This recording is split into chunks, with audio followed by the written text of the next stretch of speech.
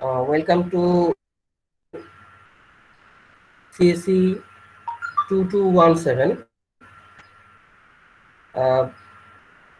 This course was previously known as CSI 227 algorithms, but now it is uh, known as CSE 2217 data structure and algorithm 2.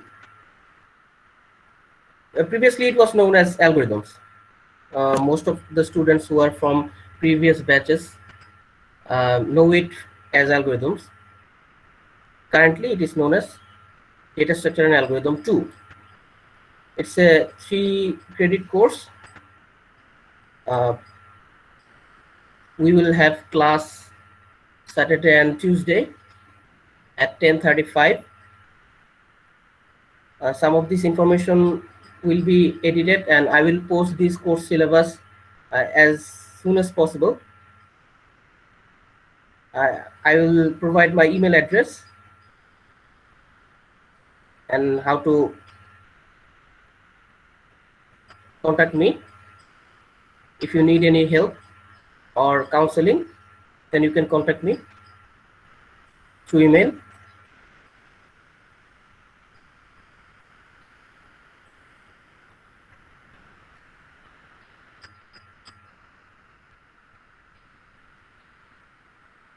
So in this course, we will learn some of the algorithms and how to analyze algorithms and how to compare the algorithms and choose the best algorithm for a specific problem, how to develop an algorithm, and the approaches to solve some of the typical problems that you will learn, so that you can apply these approaches to new problems that you will face further in your working life. Or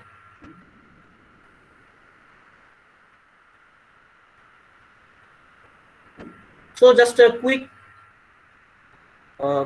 tour of the topics we will cover in this course.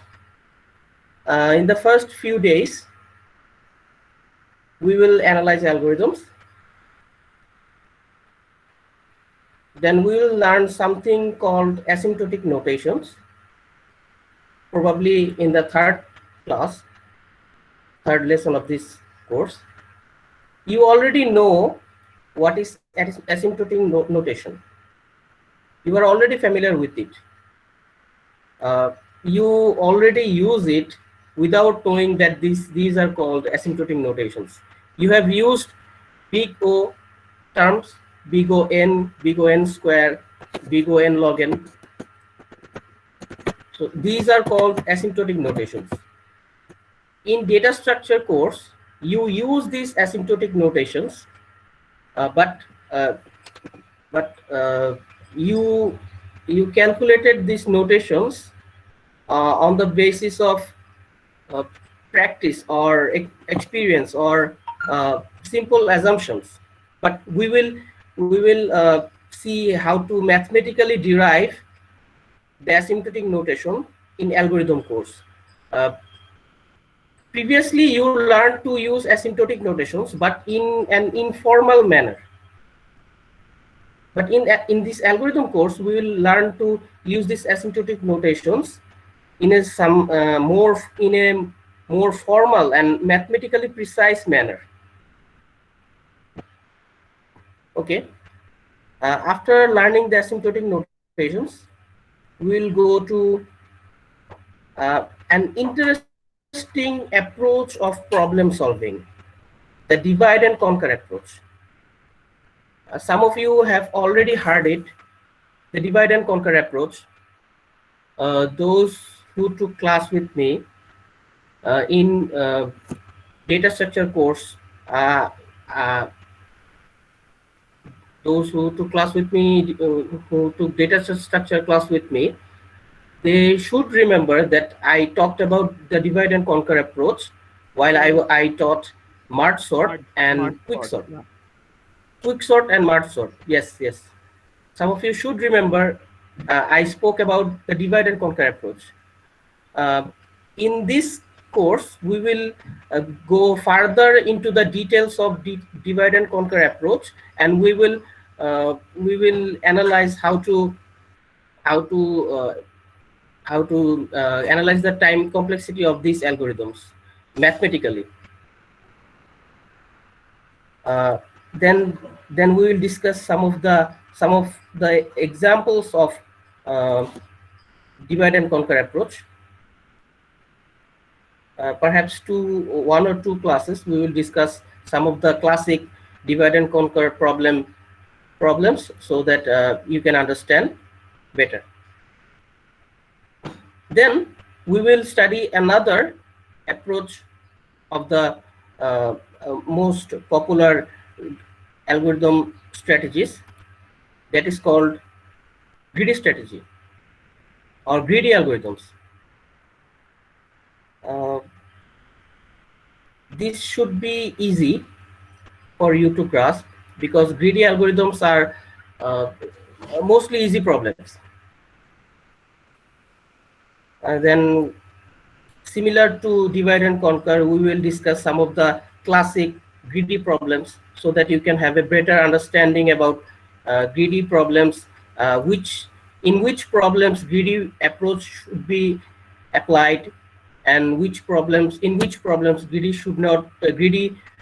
strategy should not be applied, or the greedy strategy would not work out. And finally,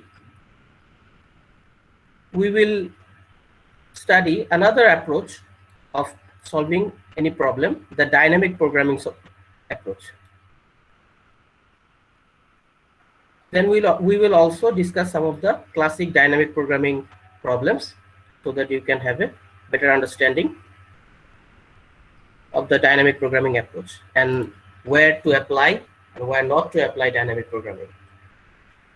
That is our syllabus before midterm.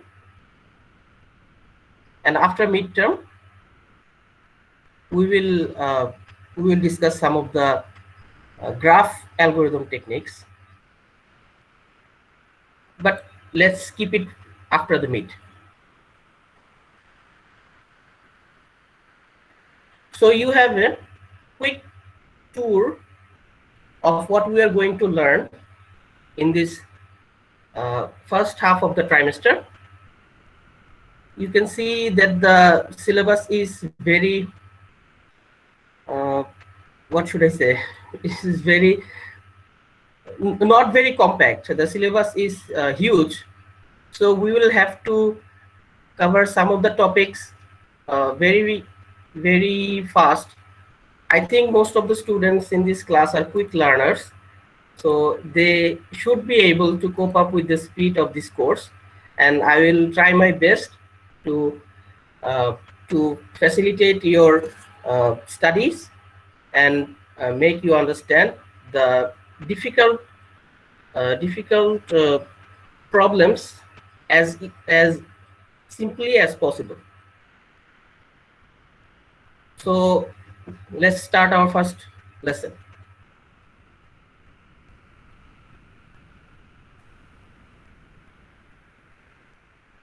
In this course, sometimes we will use slides, because the algorithms we will discuss are sometimes very big to depict on a board. So we will take the help of the slides, so that we can quickly cover those topics. But I will also use the board when it is needed. Mostly I will use the board. Sometimes I will use the slides to cover the examples, mainly examples. For examples, I will use the slides, because because examples sometimes get too big to be shown on the board. So I will have no other way but to use the slides. Okay. So this is the introductory class, we will just give a notion of what we are going to learn in this semester. The name of the course is algorithms. So the first question should be, what is algorithm? And what we are going to learn in this trimester. Okay. The definition says an algorithm is a sequence of computational steps that solves a well-specified computational problem.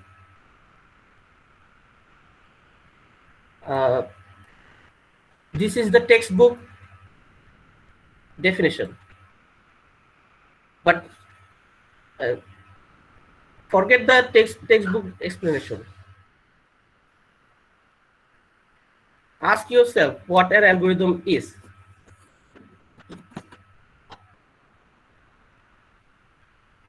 কোন একটা কাজের processing সিস্টেমকেই algorithm বলা হয় sir. Yes. Yes. Suppose you have a problem. Suppose you need to find the average of 10 different numbers. You have to find the average of 10 different numbers. How would you do that?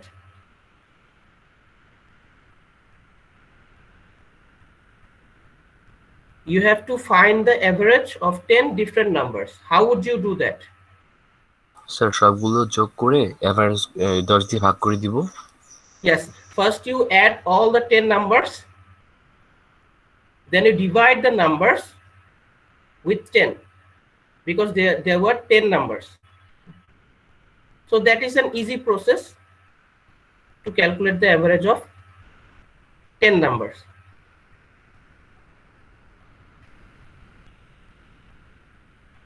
Okay, so you know the process that first we have to add the 10 numbers and then we have to divide the numbers with 10.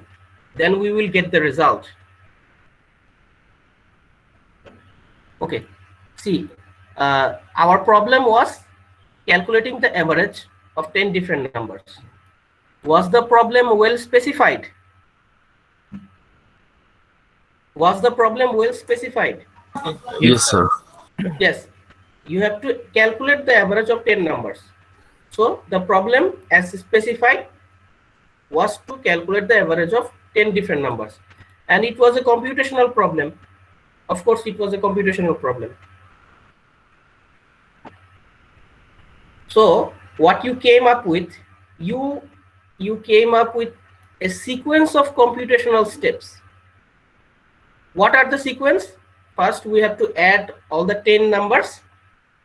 Then we have to divide the summation with 10. So this sequence, first add, then divide. This is the sequence of computational steps that solves our problem. So an algorithm is a sequence of computational steps that solves a well-specified computational problem. Okay. Here we can see two lines. What does it say? An algorithm is said to be correct if for every input instance it halts with the correct output. An incorrect algorithm might not halt at all on some input instance, or it might halt with other than the desired output. What does this mean? This actually means that you have to cover up all the boundary cases and all the possible cases. Then the algorithm will be correct. The algorithm okay. passed by the all test cases. Okay. Yes. Both of you are correct. The algorithm must cover all test cases. The algorithm must be able to process all test cases. Yes, that is correct. If there is a single example where the algorithm fails to provide the desired output, if there is one single example that the algorithm fails to provide the desired output, then the algorithm is incorrect. So first we have to say uh, two things. For an algorithm to be correct, it needs to be correct for every instance. For every input combination, the algorithm needs to be correct. But for an algorithm to be incorrect, it is sufficient to show that for a single instance, the algorithm fails to provide the desired output.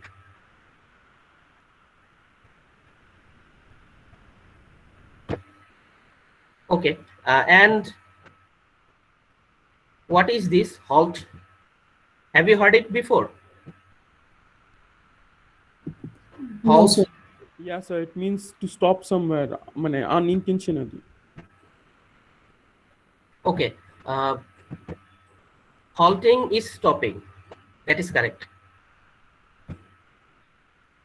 You have heard about infinite loops, right? Yeah, sir. Yes, sir. So if you write an infinite loop within a program, what should you expect? Should the program stop? Crash. No, sir. Will the program stop? No, sir. No, sir. If you write an infinite loop within a program, the program will never stop. It will continue iterating forever. So if it does not stop, how will it provide us with a result? If the algorithm does not stop and it continues iterating over and over again, how will it provide with us? How will it provide the output? It will not provide the output. So an incorrect algorithm may not halt at all on some input, or it might halt but with incorrect result.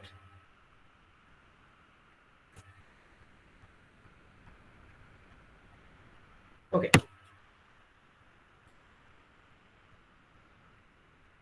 I will use the board now.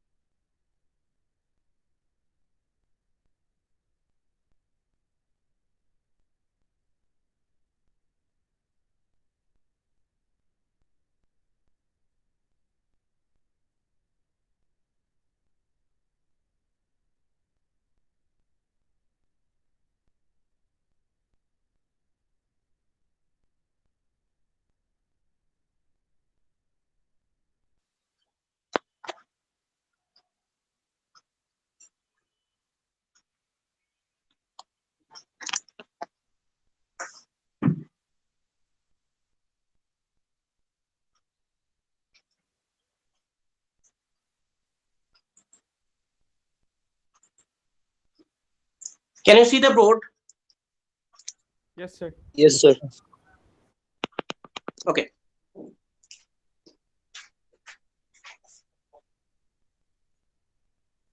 So what is an algorithm?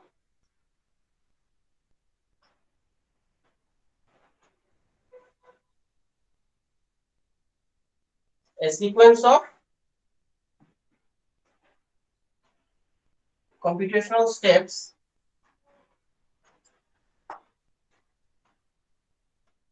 to solve a well-specified computational problem.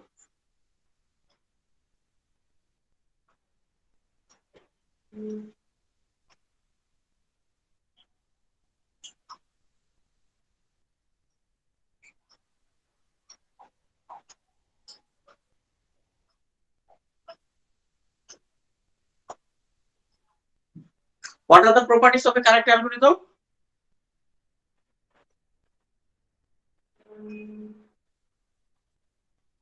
It should halt on every. Sir, code Okay. writing is not clear.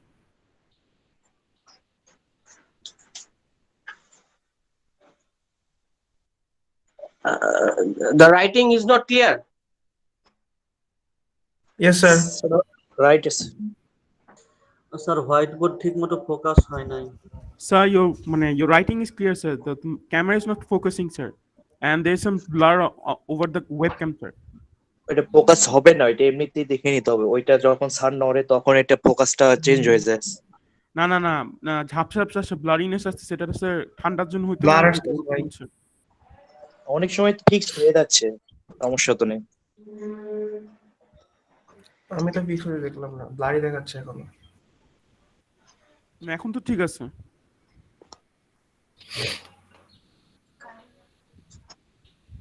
Sir একটু zoom out করেন, নাহলে তো sir পুরোপুরি board আসতেছে না। You have to rotate your screen. Yeah, sir, I've done it, but পুরোটা আসতেছে না, স্যার। আমাদের তো আসতেছে। হ্যাঁ, আসছে। উপরে রাখলে আসবে এটা। You will have to rotate your screen. Rotate your screen horizontally. Sir, now okay. Quite okay. Okay. A correct algorithm should halt on every input instance.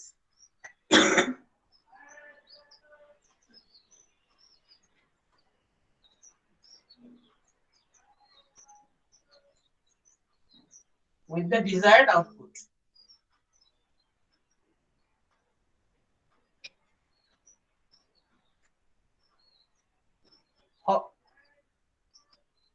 Should halt on every input instance with desired output.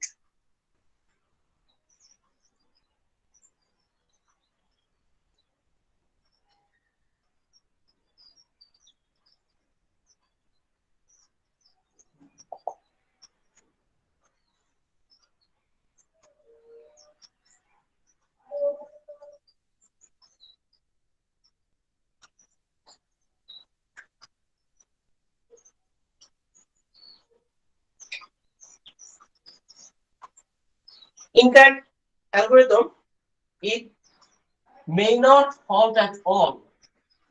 May not halt at all. Perhaps it has gone in an infinite loop, so it is not halting at all. So if an algorithm is not halting at all, we cannot expect it to provide us with any output. It may not halt at all on some input instance.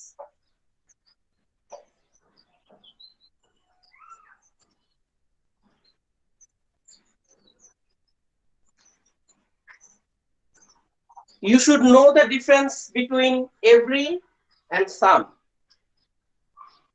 You have learned it in discrete math course. For every,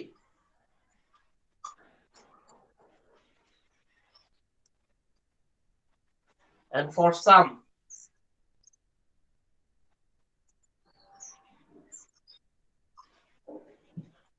Are you familiar with these notations?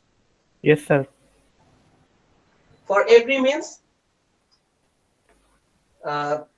every input instance should pass through this algorithm. And for some means even if there is one example.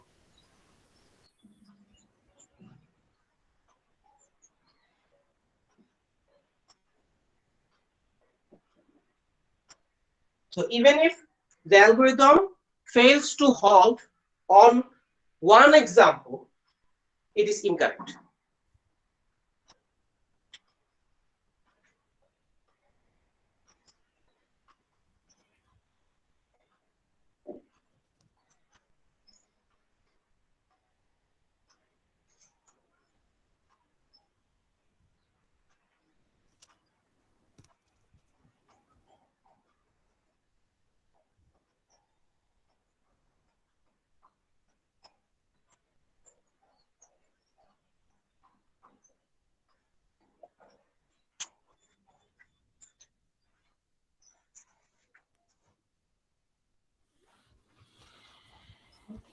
It may not halt at all on some input instance, or it may halt but without the desired output on some input instance.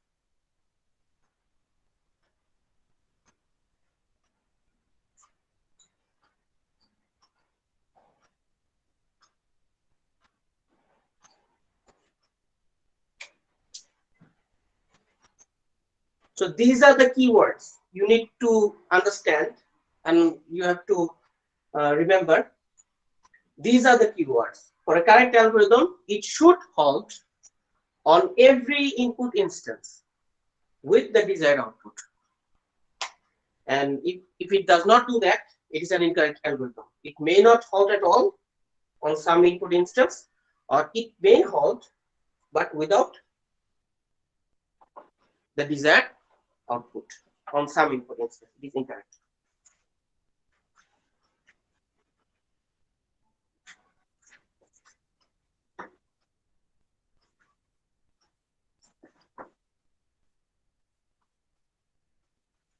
Okay, so we know what an algorithm is, but can anyone say what is the difference between an algorithm and a program? And but what is a program? We have learned what is an algorithm. Now, can anyone answer what is a program? Sir, algorithm is the steps how the program will work, and the program is the what I would say So the is the program is a display set of the of algorithm, instruction. or So the program is a set of instruction to do a work, sir. To do a specific work, and an algorithm is something. It's a sequence of computational steps, sir, to solve a computational problem.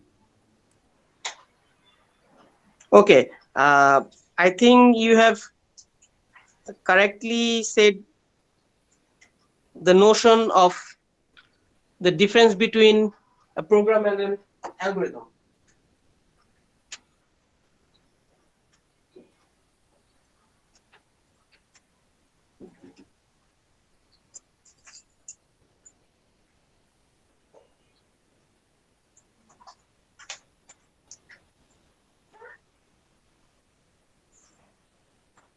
A program is the expression of an algorithm.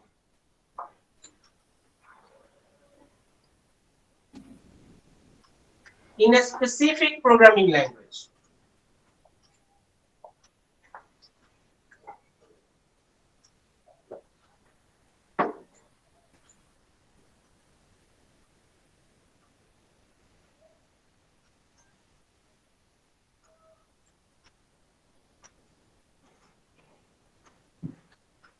Program is the expression of an algorithm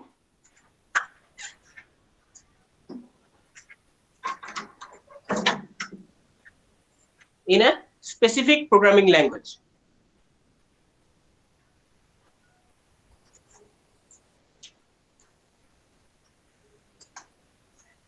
For example, the averaging problem, to find the average of 10 numbers.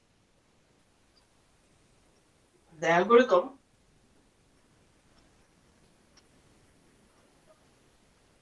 should be add the numbers, then divide the sum with number of numbers.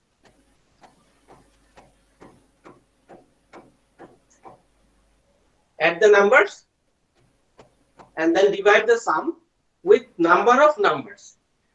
Suppose there are 10 numbers. So the number of number is 10. Now, if you write this sequential instructions, the sequence of instructions in a C programming language.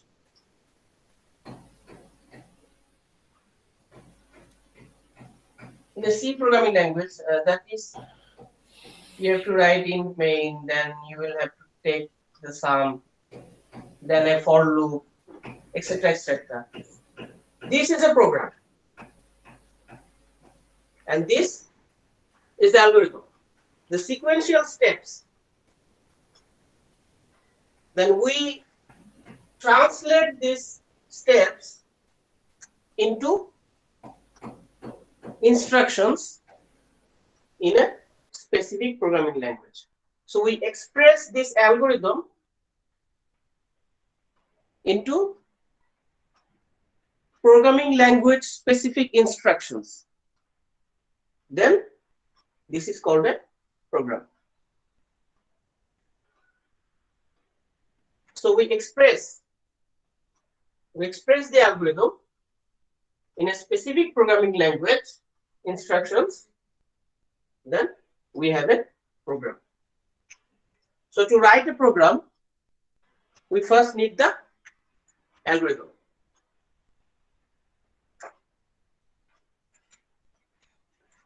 So when you try to solve a problem with a computing machine, you first try to develop an algorithm, and then you translate or express the algorithm in a specific programming language.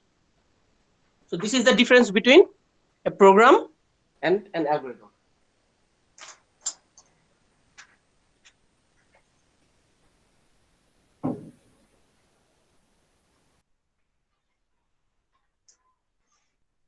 The algorithm is a set of instructions the computer will follow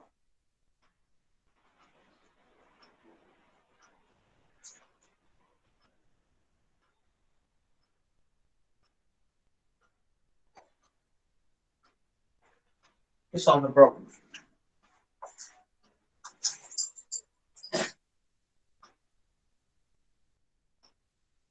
Okay.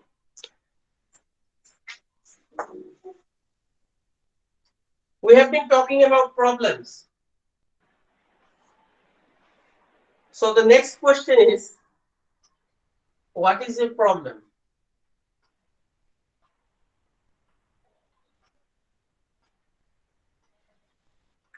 What is a problem?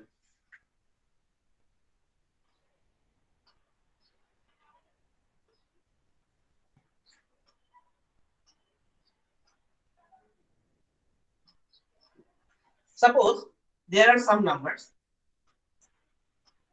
10, 5, 3, 7, 8, and you want to sort the numbers. Suppose there are 5 numbers 10, 5, 3, 7, 8. You want to sort the numbers. So what you expect is the numbers to be sorted like 3, 5, 7, 8, 10.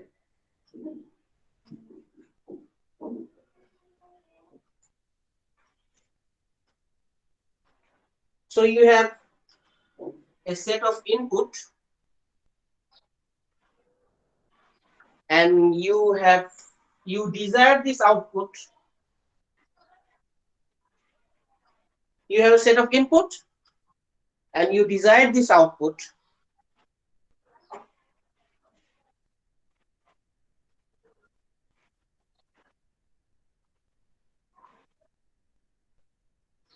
The problem is, how do you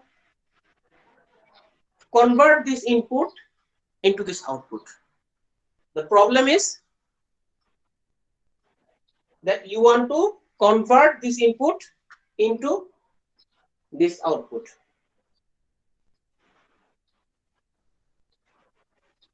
What is the relationship between this input and output? What is the relationship between this input and output? They will be sorted. They are of same These element. numbers are sorted here, right? These these are the same numbers. These are the same numbers, but it is sorted. So the relationship between the input and the output is we want to sort the input into this output. So we to convert this input into this output, we have to sort them. So the problem is the description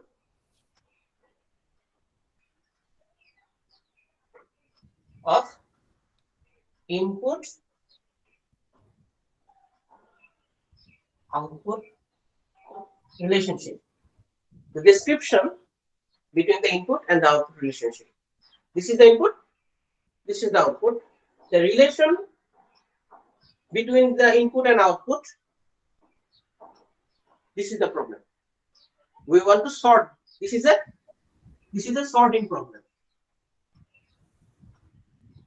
Sorry. This is a sorting problem. The description of the input output relation is the problem.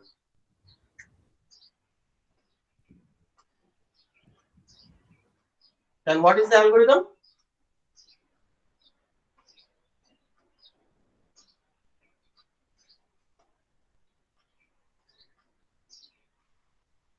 A sequence of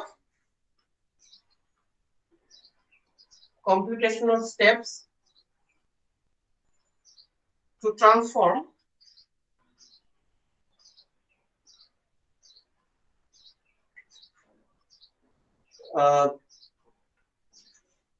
the input into the output. How do you expect the input to be transformed into the output? Will it be transformed magically? No, sir. No, sir. You have to go through a sequence of computational steps to transform this input into this output. To transform this input into this output, you have to go through a sequence of computational steps. So those sequence of computational steps are called algorithms. And in the last trimester or the trimester before that, you learned about data structures, right?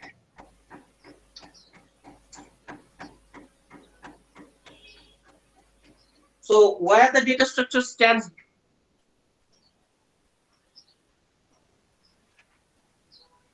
a data structure, It's an array. facilitates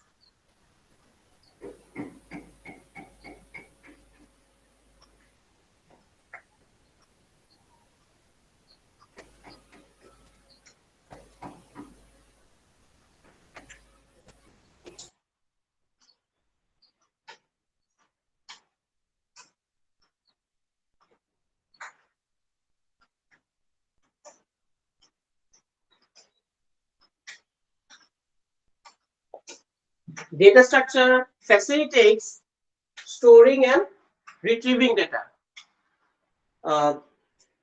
In this problem, you are dealing with integer numbers. So you know you have to store these numbers somewhere. You have to store this number somewhere, right? Array. In an array. Yes, you will use an array to store these numbers. Why do you use the array? Because same type of data আমি রাখতে পারতেছি। Yes, you are storing these numbers. You are storing these numbers in an array, so that when you need these numbers, you can retrieve them From an. so from the array. So the array facilitates storing and retrieving data.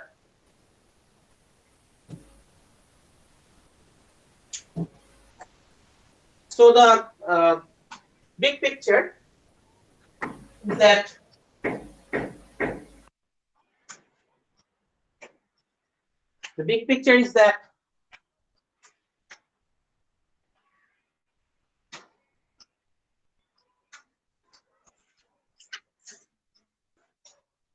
sorry, the big picture is that you have this input.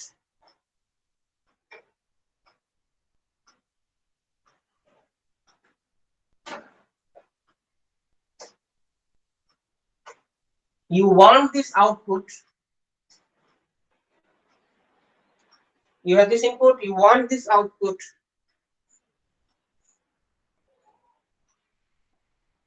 The algorithm is the machine or the step that converts this input into this output. The algorithm converts this input goes into the algorithm, then it is converted to or transformed to this output, and the data structure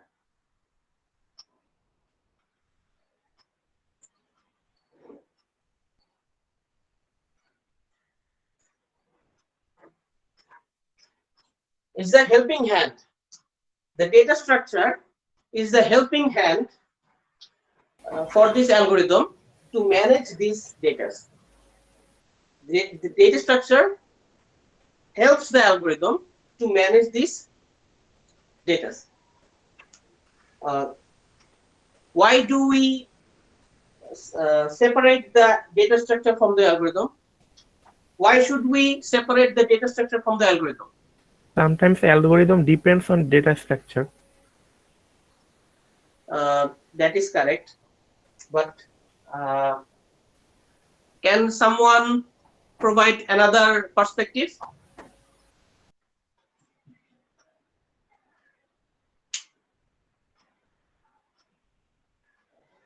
Sometimes algorithms can be very complex.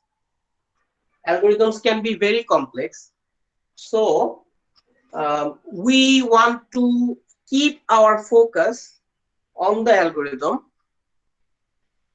and so we separate the data management system so that we can keep our focus on the algorithm. We separate it. We know how the data structure works. Suppose you already know about heaps or binary search trees or graphs. So we don't want to hamper our focus from the algorithm. The data structure completely handles the data keeping process. The algorithm focuses on transforming it. So if we separate these two, then we can keep our focus on the algorithm, which helps a lot when we are encountering complex problems. We cannot keep our focus both on the algorithm and the data structure. So we have to separate those so that we can keep our focus on the algorithm, and the data structure manages the data without us. Sir, looking at the diagram, so it's more like a computer hardware, sir. The algorithm is more like a CPU. It transforms our input into output, and the data structure is more like our hard disk, sir. It stores our data. Yes. Yes. You can say it like that. The algorithm is So just like the data structure is just for managing the data so that we can keep our focus on the algorithm. Okay.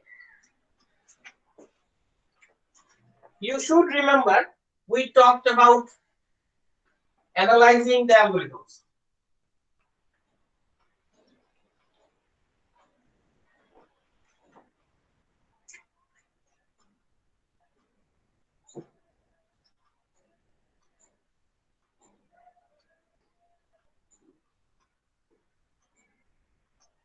Analyzing algorithms. First question, what should we analyze? What should be analyzed? time and space. Okay. Time, space, right? Anything else? Priority. What comes Yes. first goes first. What comes first goes first. As in database, sir. Whatever is inputted first, it has to be outputted first. Mm, I'm not sure what you are talking about, but are you talking about a queue? Not like that. I'm talking about, sir, for example, you're going to a ATM booth, sir. And in a ATM booth, sir, you're transactioning money, sir.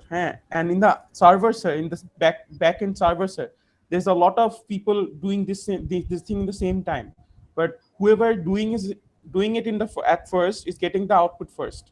So Oh, yes, yes. But this is not what we are going to analyze in an algorithm. But thank you for your input. okay, sir. What we should analyze is besides time and space, first comes Correct or incorrect? Achha. correctness. If an algorithm is not correct, it is not useful at all. If an algorithm is not correct, it is of no use. So we have to analyze the correctness of the algorithm.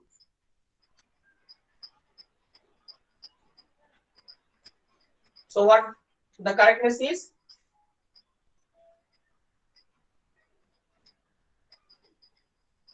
Does the algorithm match input output requirement? We have to analyze whether the algorithm provides the correct input for provides the correct output for every input instance. So we have to analyze, we have to check if the algorithm matches the input output requirement.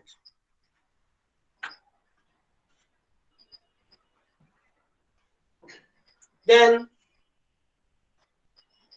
the amount of work done. The amount of work done. Sometimes this is called complexity.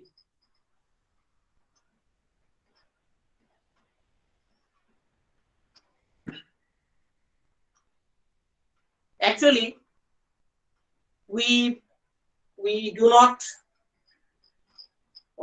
calculate the amount of work done. Rather,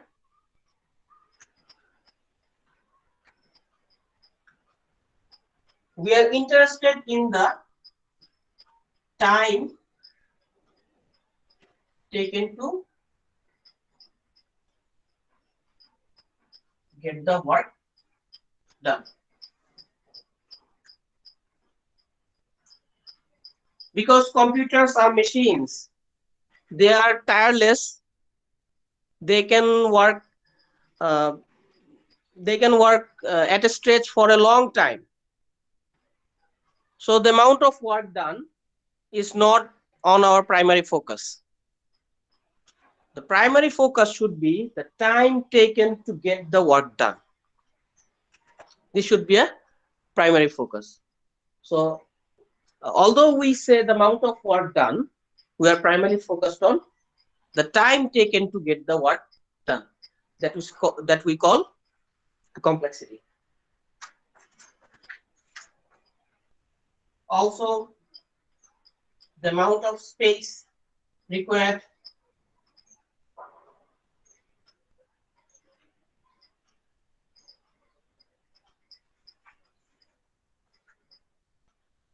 this is the memory used.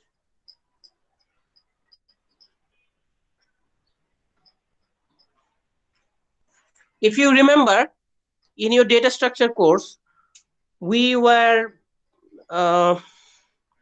not very considerate about the space being used, the memory being used. We were not very considerate about that. Why? Because space is massive, like now in modern time. Because yes, you are correct. In today's world, a memory is not in a constraint, because memory devices are very cheap nowadays. So memory is, we should say, very seldom it is a constraint. But think about a Mars rover. A Mars rover, it's a small robot that will go in another planet. So it needs to be small, because if the robot is very big, then it will require More power. power to operate. So the device needs to be small. And as the device is small, every equipment it carries will be small. So eventually the hard disk it carries will be small, the RAM it carries will be small. So we have to make sure we properly utilize the RAM. So a small bit of efficiency in the memory utilization can be very crucial for a Mars rover. Where in systems where memory space is very critical, in those kind of applications, the amount of space required will be very crucial. Normally, we do not think about it, but there are particular uh, Applications. applications in which the memory utilization will be a big concern. Yes, sir.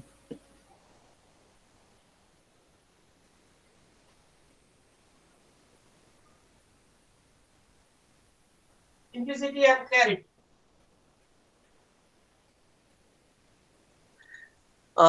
What does simplicity mean?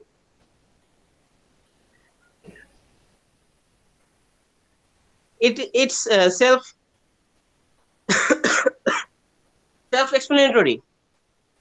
For example, if an algorithm is simple, it will be easy to write the code for it, and it will be easy for human to understand it. If a human can understand the algorithm, he can easily write the code for it. So an algorithm is expected to be simple. But you have seen that simple data structures or simple algorithms cannot always solve complex problems. So if the problem is complex, the algorithm will be what the problem. If the problem is complex, the algorithm should be proportionately complex. Sometimes we need two or more algorithms to solve one problem. If you combine two or more algorithms, this will be a new algorithm. If you combine two or more algorithms, this will be a new algorithm. What I am talking about is the algorithm needs to be simple as possible. As simple as possible. You should not you should not make it over complicated. You should keep it as simple as possible. If you overcomplicate a problem, then it will be difficult for you to write the code for it.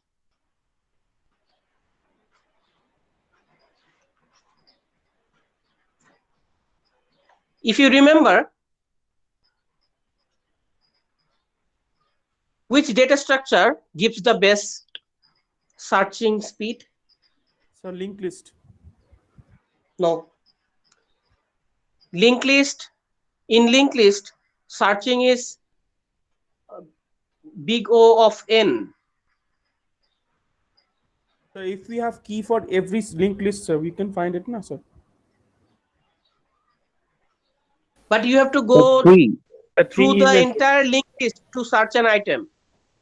You have to go through the entire linked list to search an item. the binary search tree is a good option. It will be big of an yes. Yes, correct. Binary search tree.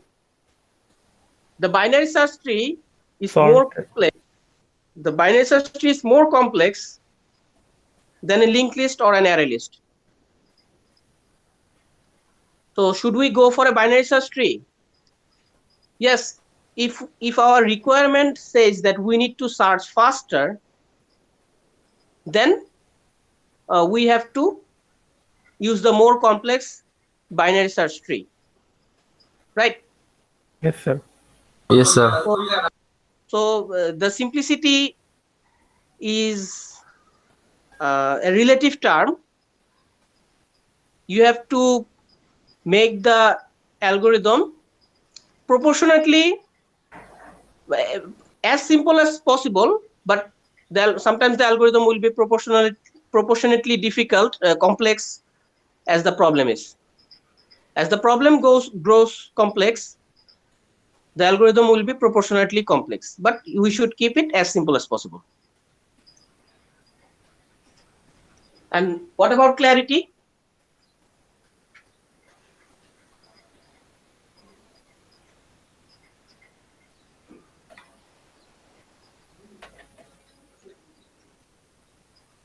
The problem should be easily understandable.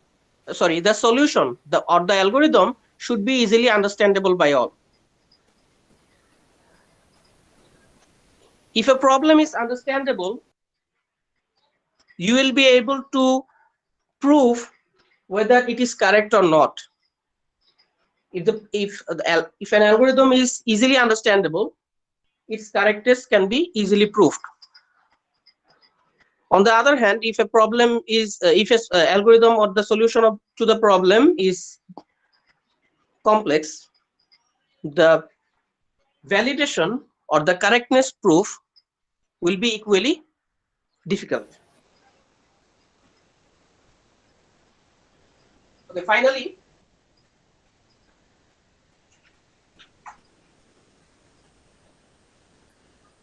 we analyze optimality.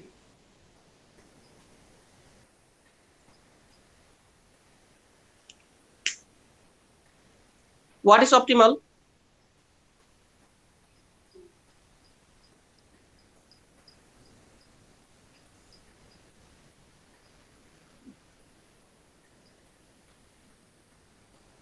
Or what does optimal mean?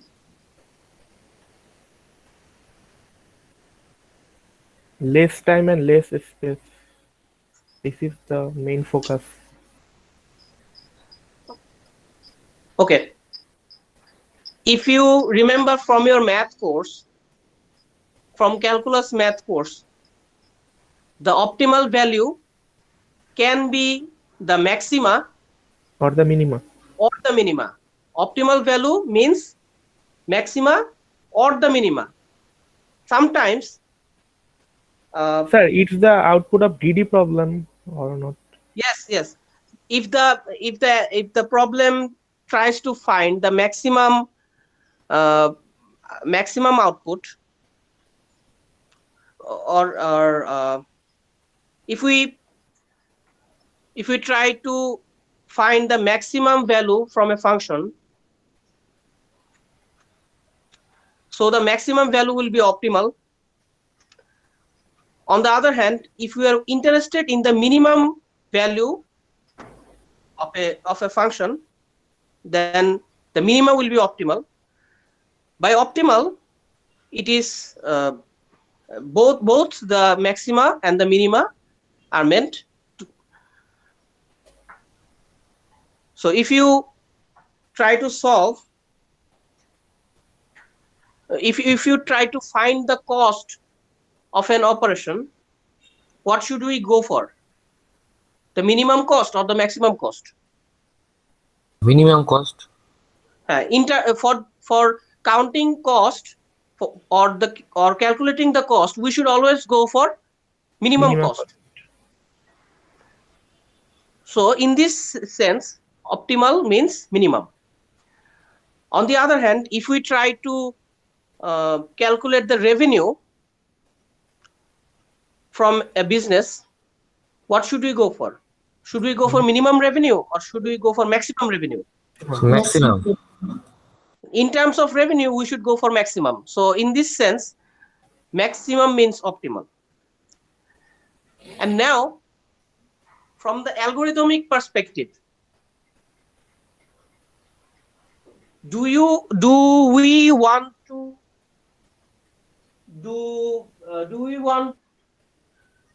more time for a algorithm to solve a problem or less time? Less time. It's less time. Yes. In an algorithmic perspective, we want the computer to do as less work as possible to match the input-output requirement. If two algorithms solve the same problem, one does more work than the other, so we will always go for the algorithm that does less work to match the Find out. same output. Output. So in this sense, optimality means, is there any way to achieve the same output but doing less work or taking less time? Can we achieve the same output? This is called optimality from an algorithmic perspective. We want to do as less work as possible to get the desired output. So then it would also be a relative perspective. Yes. মানে তাহলে যে এটা হচ্ছে relative, মানে relative হয়ে গেল না sir, সিম্পলিসিটির মতো অপটিমালিটিটা। In an algorithmic perspective, we want to use as less resource as possible. Resource utilization is a cost or a revenue. Resource utilization, your hard disks, your CPU, cost, your power, are these cost or are these revenue? So cost. These are costs, right? So we should go for the Less minimum. Yes, sir. So what we should analyze in an algorithm, is it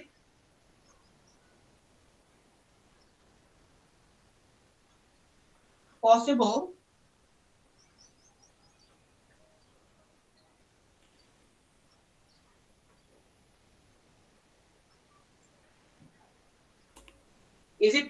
to do better? You should remember merge sort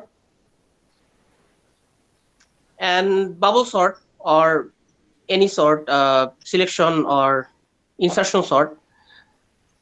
I think bubble sort is more familiar to you. Yes, sir. Which one is better? Both does the sorting. The Bubble merge- sort, it also sorts the numbers. Merge sort it also sorts the numbers. Which one is better? Merge is better. Merge is better. Why? Because it has less complexity. Bubble sort has n square. That means we need more time to solve the problem. In bubble sort, we need more work. We need more work done by the CPU to sort the number. Well, on the other hand, in merge sort, the same output can be achieved, but doing less work than a bubble sort. So, in analyzing algorithm optimality analysis, we should always ask the question: is there a better algorithm than this, or is this the best algorithm? Is this the best? When we compare two algorithms, we ask the question: is it possible to do better? Is it possible to gain the same output but doing less work? This is the question. So in algorithm analysis, we will always do this.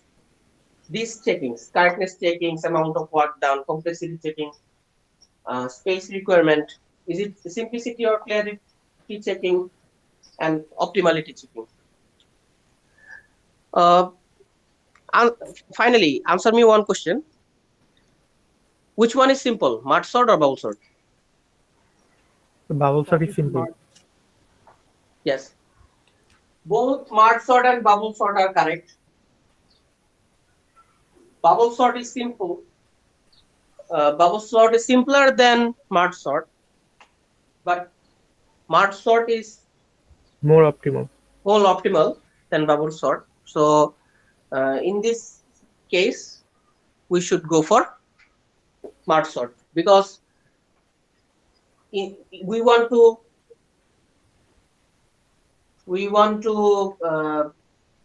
reduce the complexity or reduce the amount of work done.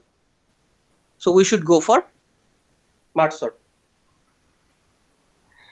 But you should remember that when we are sorting relatively less numbers, suppose we are sorting 5 numbers or 10 numbers, in this situation, will merge sort be better than bubble sort? Bubble sort is better, sir. Yes, when we are dealing with relatively small numbers, then bubble sort will perform better than merge sort. So we have sir, to constraint is a issue there. I think. yes, the I number. mean, input constraint. Yes, the input size. Sometimes the input size when choosing an algorithm.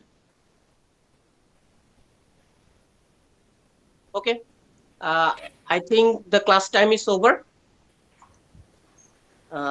We should conclude what we have learned today. From the next class, we will start from here. Thank you everyone. Assalamu alaikum. Assalamu alaikum, sir. Assalamu alaikum, sir. Have a nice day, sir.